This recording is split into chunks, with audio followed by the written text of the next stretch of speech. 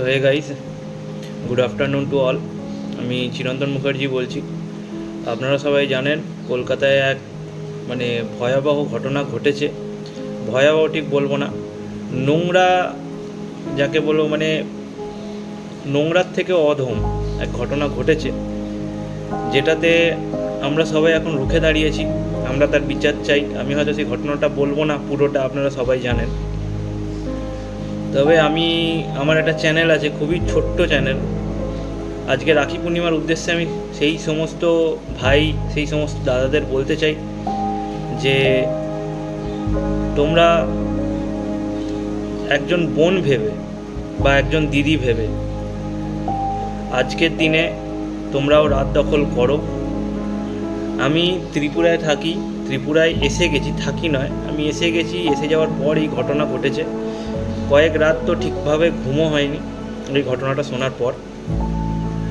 তো এত জঘন্য ঘটনা আমি কখনো এরমভাবে কলকাতার বুকে আমি কখনো আশা করিনি।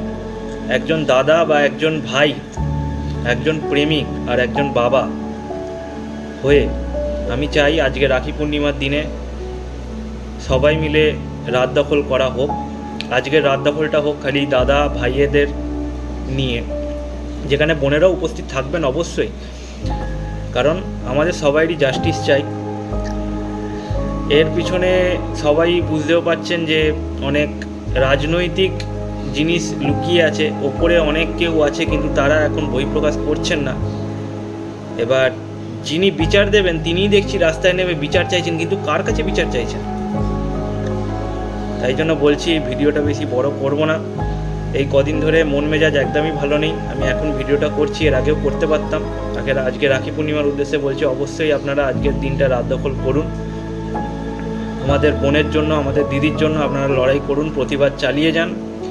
আর হ্যাঁ, কালকে একটা দেখলাম ডার্বি ম্যাচ ক্যান্সেল হয়ে যাওয়ায় মোহনবাগান আর ইস্টবেঙ্গল দল একসাথে দলবদ্ধ হয়ে বিচার চাইছেন, প্রতিবাদ করছেন তাদের বোনের বা তাদের দিদির জন্য।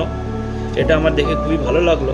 কিন্তু তারপরেও দেখছি তাদেরকে ধরে পুলিশ নিয়ে যাচ্ছে। এটা কী ধরনের বিচার? আমি বাইরে থাকার কারণে কোনো প্রতিবাদই আমি যেতে পারছি না, কিন্তু এখানে থেকে যতটুকু করা সম্ভব, যতটুকু বলা সম্ভব আমি বলছি। আর আমি এক কোলাঘাটের বাসিন্দা। তো যারাই এই ভিডিওটা যেখান থেকেই দেখছেন, কোলাঘাট থেকে অবশ্যই যারা দেখছেন, তারা আজকের রাতটা অবশ্যই দখল করুন। যতদিন না আমরা বিচার পাচ্ছি ততদিন এই প্রতিবাদ যেন থেমে না যায়, এই জিনিসটা যেন কেউ ভুলে না যায়। এই প্রতিবাদ কন্টিনিউ চলতে থাকুক, আমি আশা করি। আর কোলাঘাট ছাড়া এছাড়া যেখানে পশ্চিমবঙ্গের যেখান থেকে বা ভারতবর্ষের যেখান থেকে যারা দেখছেন, তারা অবশ্যই আজকের রাতটা দখল করুন। আমাদের বিচার ছাড়া আমরা থামবো না। তবে অবশ্যই আপনারা আজকের রাতটা দখল করুন আমাদের দিদি, আমাদের বোনের জন্য। আজকের দিনটা আপনারা প্রতিবাদ করুন।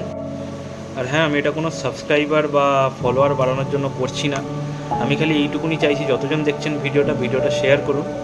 আমার দরকার নেই কোনো ফলোয়ারের। বারবার বলছি, আপনারা খালি এই যে জিনিসটা ঘটেছে এর একটা সঠিক বিচার আনুন।